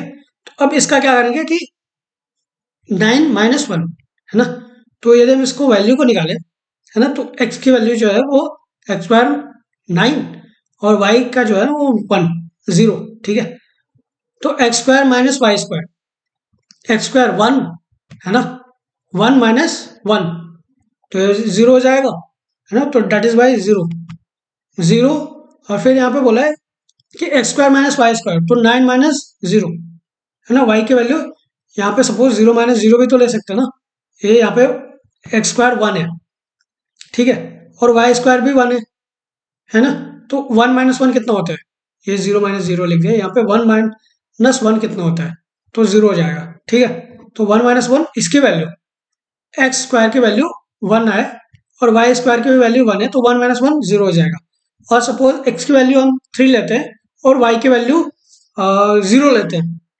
ठीक है, तो 9 -0 भी हो जाएगा, तो ये हो जाएगा, मतलब ये यहाँ पे 0 हो गया, और 9 की वैल्यू सपोज 1 स्क्वायर -1 स्क्वायर लिया 0, ठीक है, तो 9 और 0 के बीच में ये वैल्यू लाई करेगी, तो D will be correct answer, ठीक है। फिर moving on to next question, X and Y are natural numbers other than Y 1 and Y is greater than X, तो यानी कि ये Y is greater than X, तो एंड ये दोनों ही 1 से ज़्यादा है नेचुरल नंबर, तो 1 ले लेंगे कि 1 से ज़्यादा है। तो x की वैल्यू 2 ले सकते हैं और y की वैल्यू 3 ले सकते हैं। That is because y is greater then x। कोई भी वैल्यू ले लो, ठीक है। हमें बस यहाँ पे पता करना है कि इसमें से सबसे लार्जेस्ट नंबर कौन सा है, ठीक है। तो यदि हम x को 2 और y को 3 लेते हैं तो xy क्या होगा, 2 इंटू 3 विल इक्वल टू 6, 6 हो जाएगा। x अपन y, x क्या है 2, y क्या है 3, तो 2 अपॉन 3 ये क्या होता है 0.66, है ना। 2/3 को डिवाइड करेंगे, 2 को 3 से डिवाइड करेंगे तो 0.66 आता है, 0.66, है ना। फिर y अपॉन x ये क्या होगा 3/2, 3/2 क्या होगा 1.5, 1.5, मतलब 1.5 करके टोटल, ठीक है। तो ये 1.5 हो जाएगा। D will be x plus Y upon X Y, X की वैल्यू 2 है प्लस 3, तो 5 अपॉन 2 इंटू 3, तो 5/6, तो 5/6 1 से थोड़ा कम ही होगा, है ना। तो यहाँ पे सपोज हमने फाइंड आउट भी कर लिया 0.84, वैसे तो फाइंड आउट करने की जरूरत है नहीं, ठीक है। फाइंड आउट भी कर लिया तो भी ये 1 से नीचे ही है। अब इसमें से पता कर लो कि सबसे बड़ा कौन सा है। तो ये पूछा ना कि रिप्रेजेंट्स द लार्जेस्ट नंबर, तो 0.84 नहीं से बड़ा तो 1.5 है, और 1.5 तो 0.66 से बड़ा है, लेकिन 6 सबसे बड़ा है। तो 6 की वैल्यू कहाँ है एक्स वाई की, तो A will be correct answer. फिर move on to next question. अब ये दिया है कि एक 6 ऑफिसर्स का ऑफिस ब्लॉक बन रहा है, ठीक है, A B C D F. उसमें बोला है कि बी और सी जो है वो राइट ऑफ द कॉरिडोर में जाते हैं, ठीक है। मतलब ये दोनों, सपोज ये कॉरिडोर है, तो यहाँ पे बी और सी जाते हैं, है ना, not in same order, B और सी जाते हैं राइट वाले में। And A occupies the left of the corridor, यानी कि ए जो है ये यहाँ पे रहता है, ठीक है। E and F occupy on opposite sides of the corner, but their offices do not face each other. Opposite sides of the corridor, यानी कि ये इधर भी हो सकता है, ये इधर भी हो सकता है ना, पर ये ऑफिस सेम मतलब नहीं होता, ठीक है। अब यहाँ पे दिया है offices of C and D face each other, यानी कि सी और डी का ऑफिस फेस ईच अदर करता है। यहाँ पे जैसे दिया था कि सी राइट में है, तो यानी कि डी राइट लेफ्ट में होगा, है ना। इससे हमें यही पता चल रहा है ना। यहाँ पे दिया है कि ई के पास कॉर्नर ऑफिस नहीं है, ओके। अब यहाँ पे 6 के ऑफिस बन रहे हैं, है ना, 1, फिर 2, फिर 3, फिर 4, 5 और ये 6, है ना। 6 के कॉर्नर, 6 के ऑफिस बन रहे हैं। अब ई जो है वो कॉर्नर नहीं है, तो कॉर्नर नहीं है तो बीच में होगा, है ना। तो ई बीच में होगा कोई कहीं भी। यहाँ पे दिया है F office is further down the corridor than S, A, तो एफ जो है वो ए के बाद आता है, मतलब ए जो है वो एफ के बाद आता है, ठीक है। तो इसका क्या होता है कि यहाँ पे ई को हम यहाँ पे लेंगे, ठीक है, बिकॉज यहाँ पे तो दिया था कि एफ जो है वो ई के अपोजिट साइड में है और सी डी का फेस होता है, ठीक है। और एफ जो है वो ए के कॉरिडोर में है, तो यानी कि ए, एफ और डी ये सेम में है ना, ए, एफ और डी सेम में है, और ई जो है वो मिडिल में है, ठीक है। तो ये ई जो है वो मिडिल में है, और जो एफ का कॉरिडोर है वो ए के बाद आता है, ठीक है। तो ए के बाद आता है यानी कि ये नीचे, ठीक है, ए पहले आएगा फिर एफ आएगा। तो इसका क्या मतलब हुआ कि ए के बाद एफ आता है, तो डी तो नहीं कर सकते ना यहाँ पे, ठीक है, डी यहाँ पे नहीं कर सकते, डी को एंट्रेंस में करना होगा, बिकॉज एफ बाद में आता है ए के, ठीक है। और यहाँ पे भी दिया था कि ई जो है वो फेस करता है मिडल में, ठीक है, E does not have a corner office, यानी कि ई मिडल में है। अब ये यहाँ से कॉरिडोर में लगा देंगे, यहाँ पे तो उल्टा किया था कि सपोज यहाँ पे कॉरिडोर है ऐसे, मैंने ऐसे ऐसे कर दिया, ठीक है, अपोजिट में। तो ई जो है ये मिडल हो गया, है ना। डी और सी फेस ईच अदर कर रहे हैं। यहाँ पे दिया हुआ था कि बी और सी राइट में है, तो यानी कि बी और सी, ई बी है यहाँ पे, है ना। यहाँ पे ए का कॉरिडोर बोला था कि ए और एफ एक साथ है, दैट इज बिकॉज यहाँ पे ए का बोला था कि कॉरिडोर जो है ना वो एफ के पहले आता है, एफ का बाद में आता है। तो एफ ए भी साथ में है, यहाँ पे बी सी भी साथ में है ना, ई और डी अपोजिट है, ठीक है। ई के पास कॉर्नर ऑफिस है नहीं, तो और यहाँ पे यदि हम ए और एफ को एक साथ लेकर आना है, तो बीच में जगह चाहिए, जगह नहीं है यहाँ पे। और ई का कॉर्नर ऑफिस है नहीं, तो इसके लिए ई को हम इस साइड लेके आएंगे। ठीक है, तो यहाँ पे ई हो जाएगा, फिर यहाँ पे बी और सी, और यही अरेंजमेंट पॉसिबल है इस तरीके से। ठीक है, अब पूछ रहा है कि ई जो है वो अपने ऑफिस में बैठता है और कॉरिडोर में बैठता है, तो कौन सा ऑफिस उसके लेफ्ट में है? तो हम ऐसे बैठेंगे, यहाँ पे। तो सपोज मैं यहाँ पे बैठा हूँ, तो राइट ये हो जाएगा और लेफ्ट ये हो जाएगा, है ना, लेफ्ट ये हो जाएगा नीचे वाला, तो सी हो जाएगा। तो C will be correct answer. फिर ये बोला है कि who are F's immediate neighbours. F के इमीडिएट नेबर, इमीडिएट नेबर मतलब क्या होता है? ठीक है, कि वो आजू बाजू ही हो। ठीक है, आमने सामने नहीं, आमने सामने वाले को इमीडिएट नेबर नहीं बोलते, उनको सिर्फ नेबर बोलते हैं, है ना। तो इमीडिएट नेबर पूछा है, मतलब वही लाइन में बताओ। ठीक है, यहाँ पे हम देखें तो एफ के साथ में सिर्फ ए आ रहा है। ठीक है, हालांकि नेबर पूछता तो बी भी आ जाता, पर इमीडिएट नेबर पूछा है, यानी कि उसी लाइन में। कॉरिडोर के बीच में जगह भी तो होगी ना, कॉरिडोर के बीच में जगह भी तो होगी ना, तो इसके लिए एफ हो जाएगा। एफ के साइड में सिर्फ ए आता है, तो ए विल बी आंसर। ठीक है, मूविंग ऑन टू नेक्स्ट, ये पैसेज दिया हुआ है, इसमें पूछा है कि, तो इसमें पैसेज में दिया है according to the passage which of the following are the consequences of decline in forest cover. पूरे पैसेज को पढ़ने के बाद ये पता चलता है कि यहाँ पे दिया है इरोसिव लॉसेस। इरोसिव लॉसेस जो है ना, लॉस ऑफ टॉप साइल। फिर यहाँ पे दिया है to deforestation, to forest clearing, drying up of small rivers, यानी कि लॉस ऑफ स्मॉल लिवर्स भी हो गया, है ना। फिर adverse effect on agriculture production दिया है यहाँ पे, तो यहाँ पे दिया है डैमेज टू टी प्लांटेशन, है ना, डिक्लाइनिंग मॉइस्चर रिटेंशन, है ना, तो ये भी हो जाएगा। और डिक्लाइनिंग मॉइस्चर रिटेंशन की वजह से ये हो जाएगा डिक्लाइनिंग ऑफ ग्राउंड वाटर, है ना, तो ऑल विल बी करेक्ट। फिर moving on to next question, इसमें दिया है कि करेक्ट इन्फ्लुएंसेस बताओ पूरे पैसेज के अकॉर्डिंग।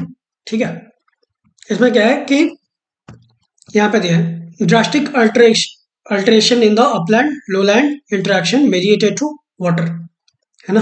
तो यहाँ पे इसका मतलब ये हुआ कि deforestation can cause changes in the course of reverse, है ना। And indirect consequences is drastic alteration. Alteration मतलब कि सपोज मैं यहाँ से ऐसे जा रहा हूँ, पर यहाँ पे सडनली कुछ आ गया तो मैं ऐसे मुड़ गया, है ना। तो that is why drastic alteration in the upland lowland interaction mediated through water, है ना, पानी के थ्रू, तो यही है कोर्स ऑफ रिवर्स, है ना। फिर ये बोला है कि salinization of land takes place due to human activities only. ऐसा कुछ नहीं दिया हुआ है, नेचर की वजह से भी हो सकता है ना, एंथ्रोपोजेनिक रीजन भी हो सकते हैं, और एंथ्रोपोजेनिक के साथ साथ नेचुरल रीजन भी हो सकते हैं। ठीक है, तो मतलब बी ऐसा दिया नहीं है यहाँ पे, तो B will be incorrect. Intense monoculture practices in plains is a major reason for desertification in tropical Asia, Africa and south of America, है ना। पूरे पैसेज को देख ले, तो यहाँ पे जैसे दिया है कि tropical Asia, Africa and south America have the highest levels of erosion. तो ये दिया है कि उनके पास इरोजन तो है ना, पर डेजर्टिफिकेशन का मेन रीजन है नहीं या है, ऐसा कुछ नहीं दिया यहाँ पे, तो डी विल बी इनकरेक्ट, तो A only will be correct. ठीक है, फिर यहाँ पे दिया है with reference to desertification as described in the passage the following assumptions has been made. ठीक है, desertification is the phenomena in tropical areas only, है ना।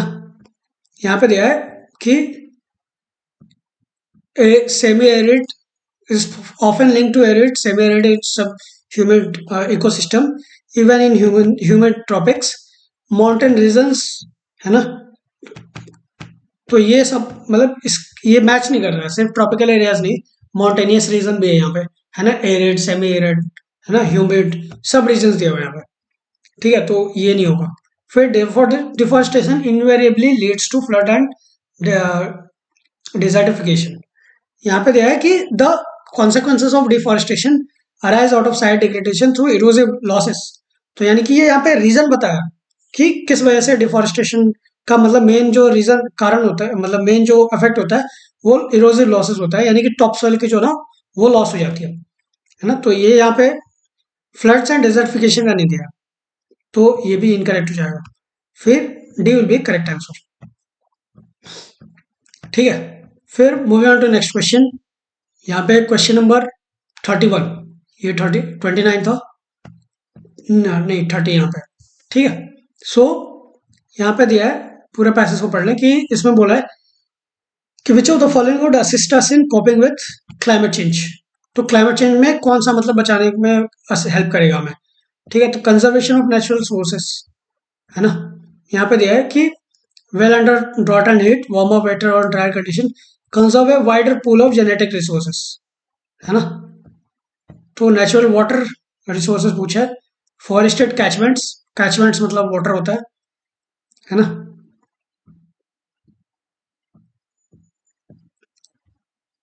तो यहाँ पे फिर ये बोला है कि conservation of wider genetic gene pool, ये conservation of wide genetic pool है ना।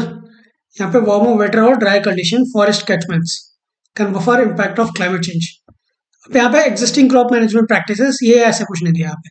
फिर ये वो माइग्रेशन कॉरिडोर्स ये दिया है यहाँ पे, सच एज माइग्रेशन कॉरिडोर्स है ना। तो 1 to 4 will be correct answer यहाँ पे। फिर moving on to next 31 question यहाँ पे। With reference to which of the above passage, following assumptions have been made. Diversification of livelihood act as coping strategy for climate change. है ना। ये पहले line में दिया है, diversity of natural assets will be needed to cope with climate change and ensure productive agriculture forest and resources. यानी कि यही यही दोनों लाइंस पर्याप्त है ना। यही दो जो स्टेटमेंट्स हैं, कुछ वर्ड्स फ्रेज कि diversity of natural assets will be needed to cope with climate change, A will be correct. फिर adoption of monocropping practice leads to extinction of planet varieties and their wild relatives. ये दिया है accelerated breeding programmes, homogeneity adopted, homogeneity ठीक है, यानी कि monocropping, choosing crops favours homogeneity, choosing crops एक crops को है ना, होमोजेनिटी एडॉप्टेड करते हैं। तो एक्सेलरेटेड ब्रीडिंग जो है ना, programmes breeds and their wild relatives, extinction है ना। accelerated breeding programs are needed to conserve a wider pool of genetic resources of existing crops, breeds and wider resources। तो जो एक्सटिंक्ट हो रही हैं उनको बचाने के लिए हेल्प करेगा। Will be facilitate species movements, C will be correct है, यानी कि ये भी सही हो रहा है। फिर मूविंग ऑन टू नेक्स्ट, ये बोला है today the top environmental challenge is a combination of people. इसमें पूछा है क्रुशियल एंड लॉजिकल इन्फ्रेंस बताओ। इसमें लाइन निकल के आ रही है, if the aspirations are more like frugal ones we had after the Second World War, a lot more is possible than if we view the planet as a giant shopping mall works as a biological system।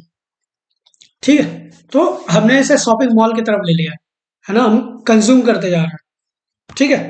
सो इसमें दिया है earth can meet only the basic needs of human for food clothing and shelter, ये तो GS knowledge हो जाएगा है ना। यहाँ पे ऐसा कुछ नहीं दिया कि needed for food clothing and shelter. The only way to meet environmental challenge is to limit human population. Human population की भी बात नहीं की गई है यहाँ पे है ना। फिर ये बोला है knowledge of biological systems can only help us save this planet, ये भी नहीं है। यहाँ पे दिया है कि if we view the planet as a giant shopping mall है ना, शॉपिंग मॉल समझ के हम यूज किए जा रहे हैं सर, तो C will be correct answer. फिर moving on to next question, question number 33 कि यहाँ पे दिया है कि the author of passage holds the view that, कौन सा व्यू ऑथर होल्ड करता है, उसकी मतलब आइडियोलॉजी एक तरीके से क्या है, वो क्या समझता है इस पूरे पैसेज पे कि leadership can be acquired as well as taught. ये यहाँ पे जैसे दिया है कि leadership is a quality which you have at birth और नॉट एट ऑल, है ना, है या बिल्कुल भी नहीं है ना। तो ये उसकी बिलीव नहीं है, ये बोल रहा है कि सम पीपल बिलीव दैट ना, ये बोल रही है दिस थियरी इज फॉल्स। तो author is saying that this theory is false, that you can either have it at birth और नॉट एट ऑल, है ना। तो ये थियरी फॉल्स है। तो है ना, तो फिर यहाँ पे दिया है कि the art of leadership can be acquired and can indeed be taught, यही तो बी वाले में दिया है, the leadership can be acquired as well as taught. ठीक है। फिर moving on to next question, a number consists of 3 digits of which the middle one is 0 and the number sum is 4, if the number form by interchanging the first digit and last digit is greater than the number itself by 198, then the difference between the first and last digit is. इसका कहने का मतलब ये है कि एक suppose 3 digit का number है, ठीक है, तो वो उसका बीच वाला जो है ना वो 0 है ना, और ये जो नंबर है, ये जो दोनों है, इन दोनों का सम जो है वो 4 रहेगा। तो ऐसे कौन कितने नंबर हो सकते हैं?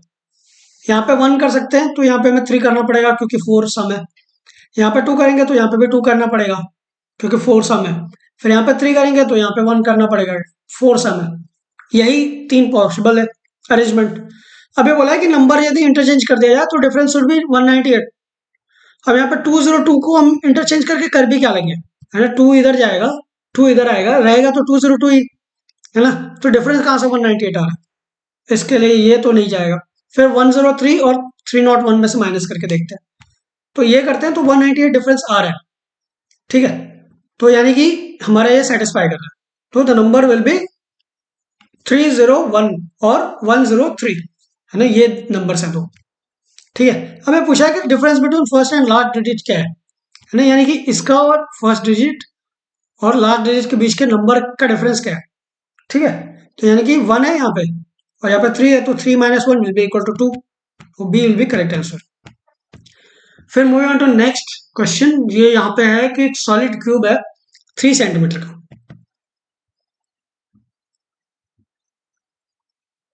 तो ये 3 सेंटीमीटर का सॉलिड क्यूब है, सपोज एक साइड 3 सेंटीमीटर का है ना। Painted on all it's faces, पूरे फेस को पेंट किया हुआ है, ऐसे ऐसे पूरा, ठीक है, पूरे फेस को पेंट किया हुआ है। अब ये बोल रहा है कि इसको यदि हम कट कर दें 1 सेंटीमीटर के क्यूब में, है ना,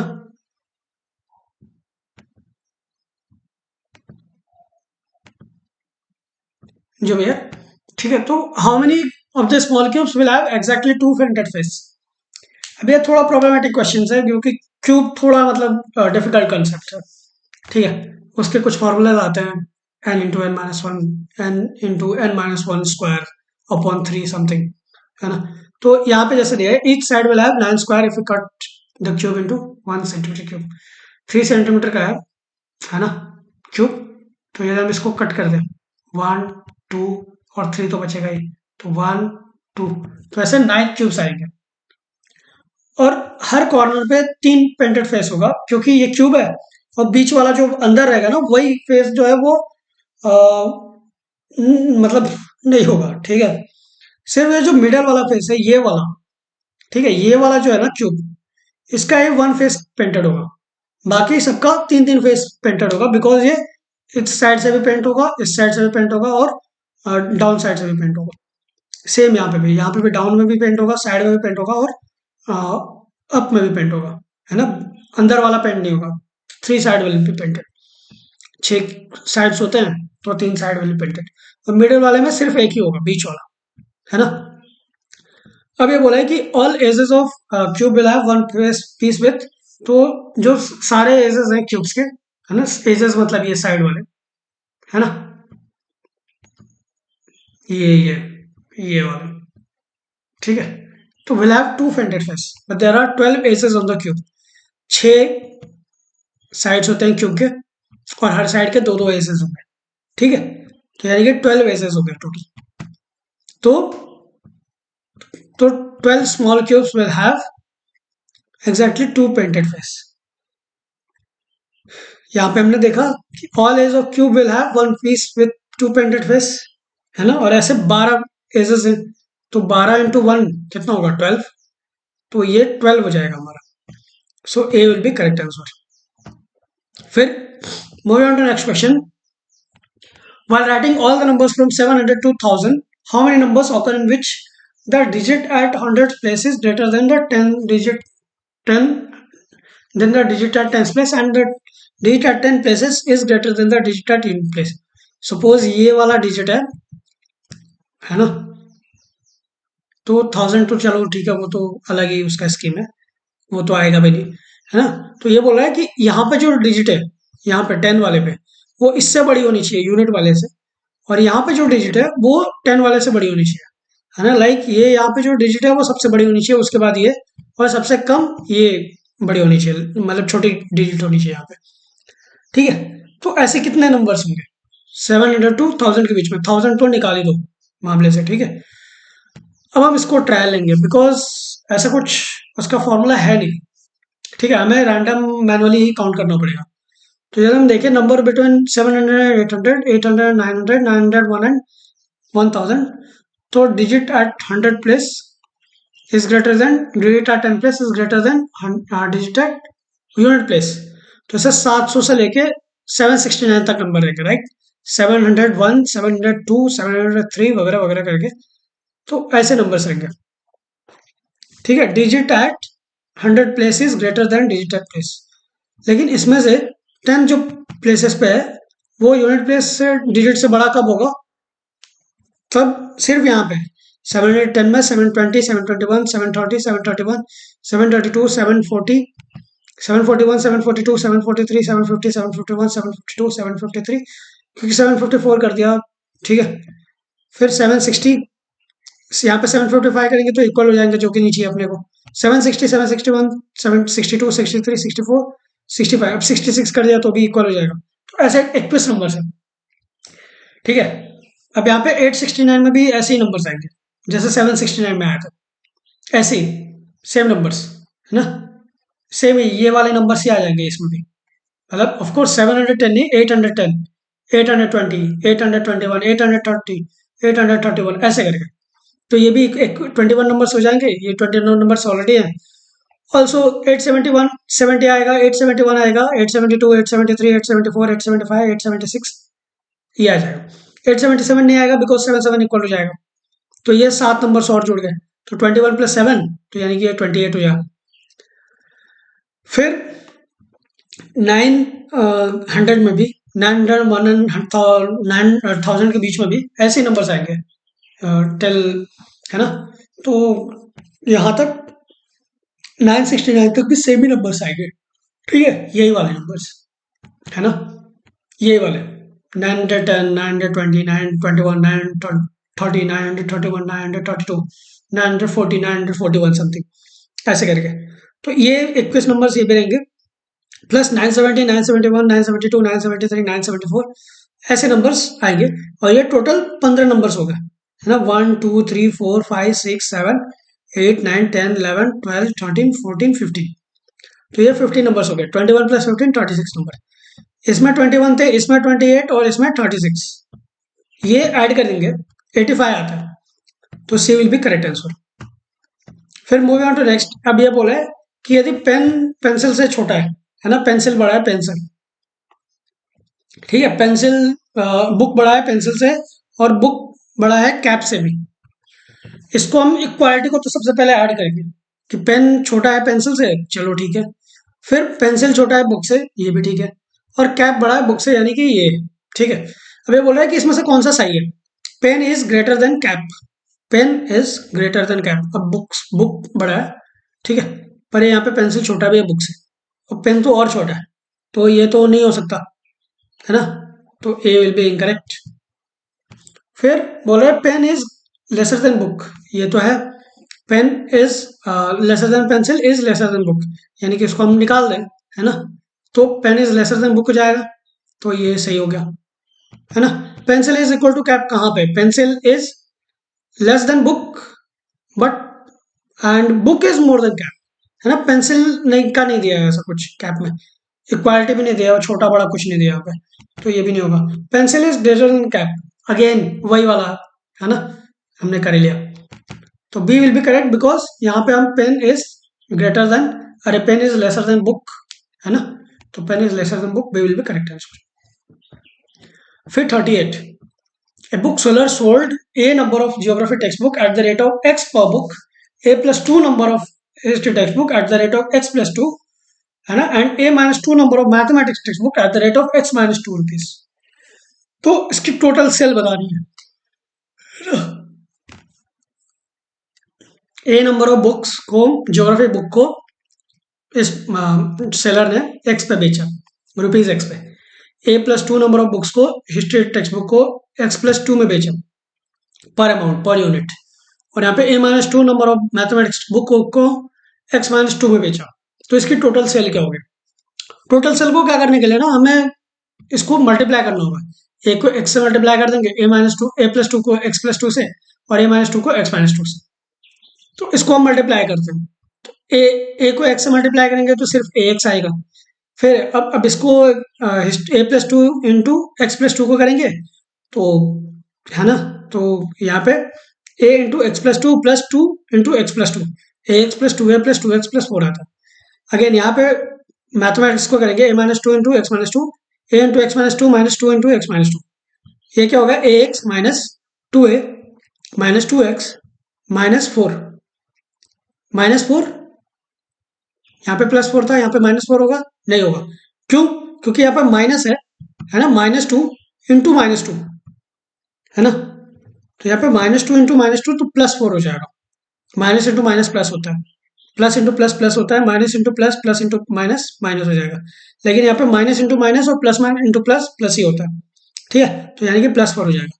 अब इसको टोटल एक्सपेंडिचर चाहिए या सेल चाहिए, सेलिंग अमाउंट, तो इसका क्या होगा? हम एडिशन कर देंगे। जब एडिशन करेंगे तो ये 2a से 2a कैंसिल हो जाएगा, है ना, और यहाँ पे 2x से 2x कैंसिल हो जाएगा, क्योंकि ये 2a minus 2a, 2x plus minus 2x। ठीक, अब क्या होगा? ax प्लस ax, है ना, ये वाला ax, ये वाला ax और ये वाला x, यानी कि 3ax हो जाएगा। एंड प्लस फोर यानी कि प्लस फोर यानी कि 8 हो जाएगा। तो 3ax प्लस 8 जो है उसका टोटल सेल है। 3x प्लस 3a दिया है यहाँ पे, 3ax प्लस 8, तो बी विल बी करेक्ट।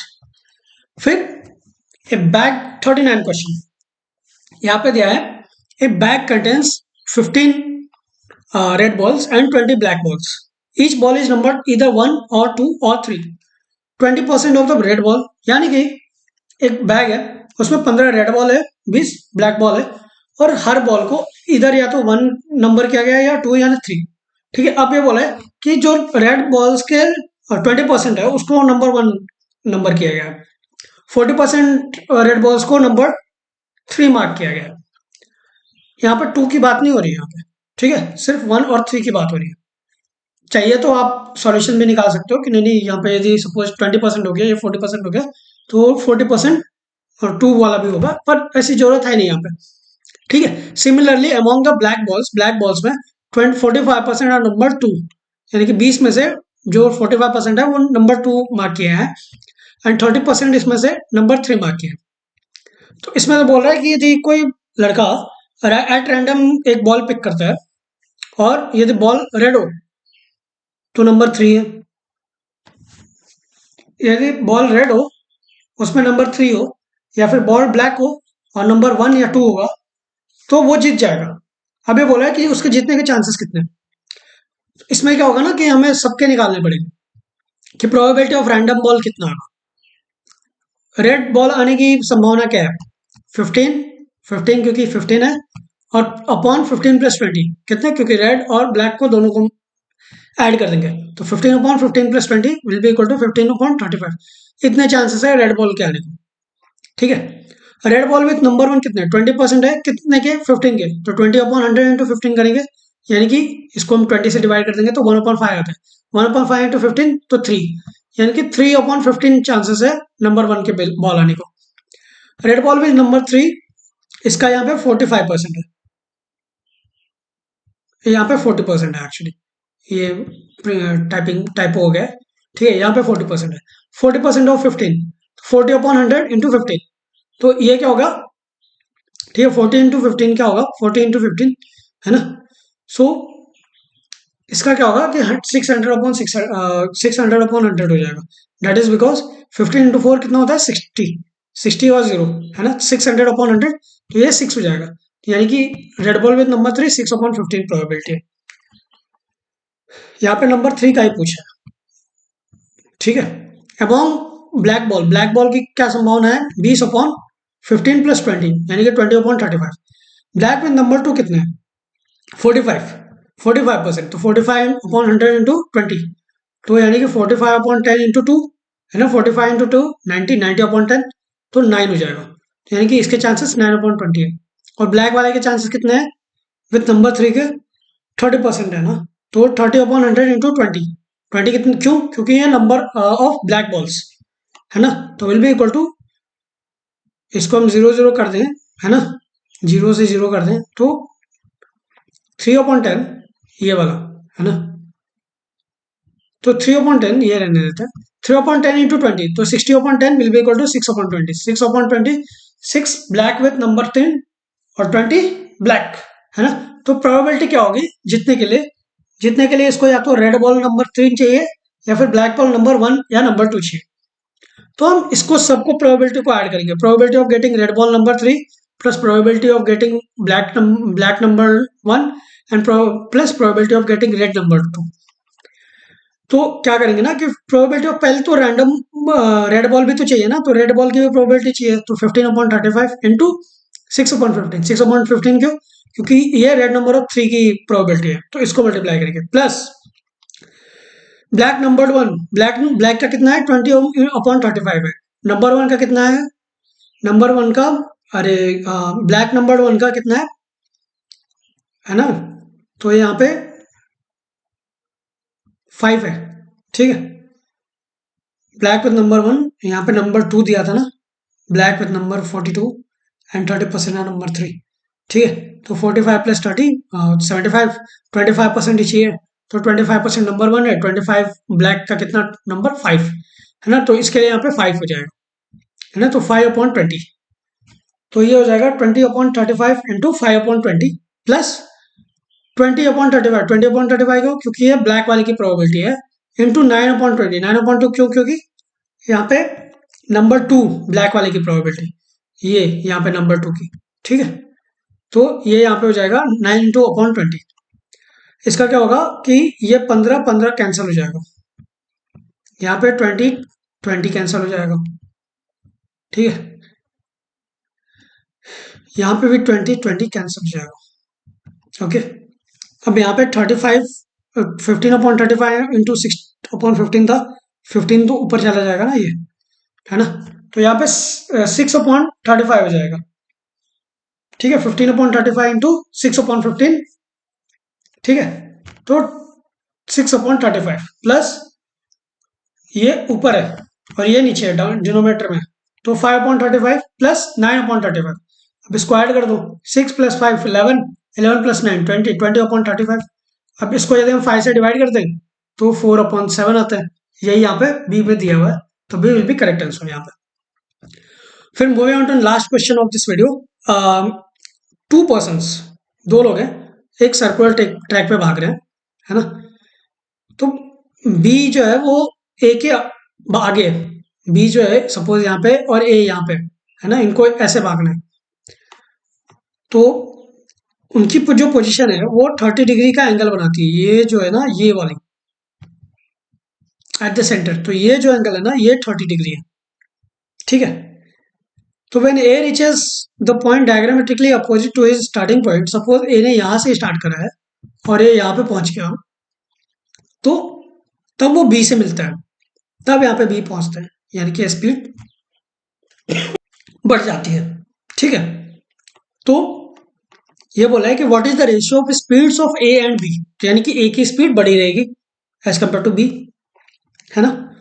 अब यहाँ पे देखें तो या तो आप एंगल से मार्क कर लें, ये थोड़ा एक नॉर्मल मेथड है, पर इसको थियोरेटिकली यदि करना हो तो हम नॉर्मल से जाएंगे, थियोरेटिकली से जाएंगे, तो time travel is same for A and B, मतलब दोनों सेम ही ट्रेवल कर रहे हैं तभी यहाँ पे मिल रही है, ठीक है, तो डिस्टेंस ट्रेवल बाई ए कितना होगा, पाई इंटू आर, है ना, 2πr होता है इसका सरकमफरेंस, है ना, 2πr इज द सर्कल का सरकमफरेंस पूरा, है ना, सिर्फ डायग्रामेटिकली अपोजिट बोला ना, तो यानी कि एक ही साइड है हाफ, तो इसके लिए 2πr/2 हो जाएगा, तो पाई इंटू आर हो जाएगा, ठीक है, distance travel by A is equal to pi into r. अब डिस्टेंस ट्रेवल बाई बी कितना होगा, pi into r minus 5 into r/6, अब r/6 क्यों, क्योंकि जो टोटल एंगल है ये यहाँ पे ये वाला एक का वो 180 है ना, और पोजीशन जो एंगल है वो 30 है, ठीक है, तो 30/180 कितना होता है 1/6, तो इसके लिए यहाँ पे हमने यहाँ पे इसको मल्टीप्लाई कर दिया, डिवाइड कर दिया इससे, ठीक है, पाई इंटू r/6 कर दिया, इसके वजह से, ठीक है। सो अब रेशियो क्या होगा ए अपॉन बी का, तो pi into r upon 5 pi into r upon 6, ठीक है। 1 पाई r/6 माइनस 1/6 पाई r, तो 5 पाई इंटू आर अपॉन 6 हो जाएगा। अब यहाँ पे pi into r upon 5 pi into r upon 6 हो जाएगा, ठीक है। अब इसको हम ऊपर लेके जाएंगे, है ना। इसको यदि हम ऊपर लेके गए तो 6 इंटू पाई इंटू आर हो जाएगा upon 5 into pi upon into R, तो pi into R cancel, pi into R cancel, बचा 6/5। ये वाला आंसर दिया यहाँ पे, ठीक है। सो ये हमारा आंसर हो जाएगा। So that's it guys, thank you.